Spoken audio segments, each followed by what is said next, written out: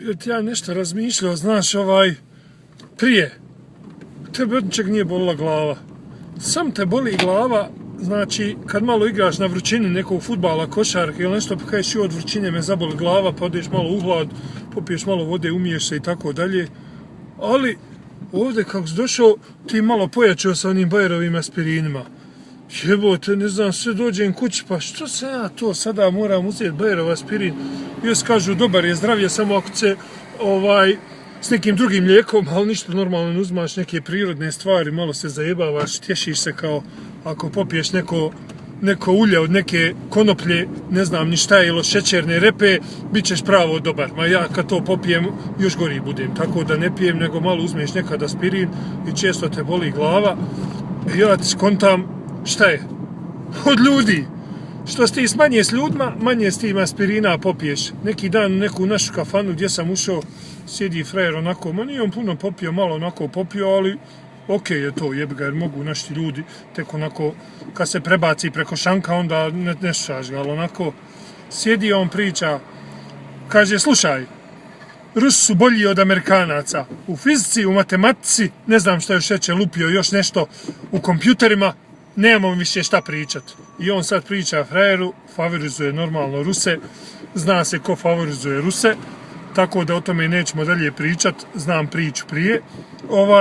I on ti naspram Amerikanaca i on je sad okej, znaš, njemu ne treba ništa dalje, nema više šta pričati, kad su Rusi bolji i tako dalje. I tebe automatski tad ti fataš se za džep jesli ponio Bayerov aspirin. Ako ga nemaš, kupiš ga, odeš do kuće, nije bitno, uglavnom ti to skontaš i od druge priče tu te malo više zaboli glava, ali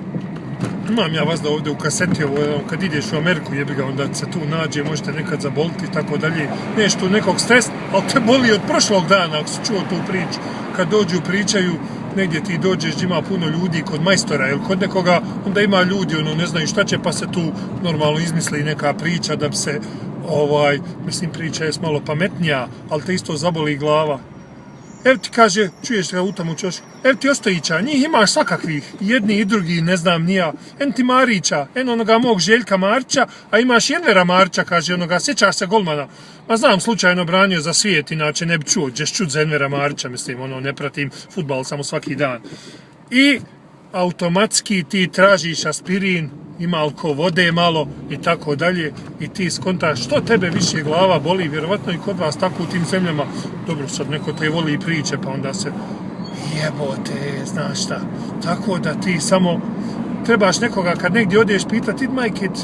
unutra uđi šta pričaju, ako to tako nešto počne, nemoj ulaziti. Tako da ti,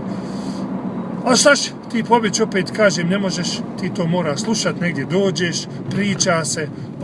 takvi isti ljudi, jednostavno, ali eto da znaš, ali Bayer ti pomaže, meni uvijek pomogne, ali najbolje ti je da nekog pitaš šta pričaju, pa tek onda uđeš, ali mada ni to neš izbjeći, ufaćete, ne možeš, a ti, ne znam, to ti je to što sam ja skonto, ne znam jesli ti skonto, ali ja konto i prekonto.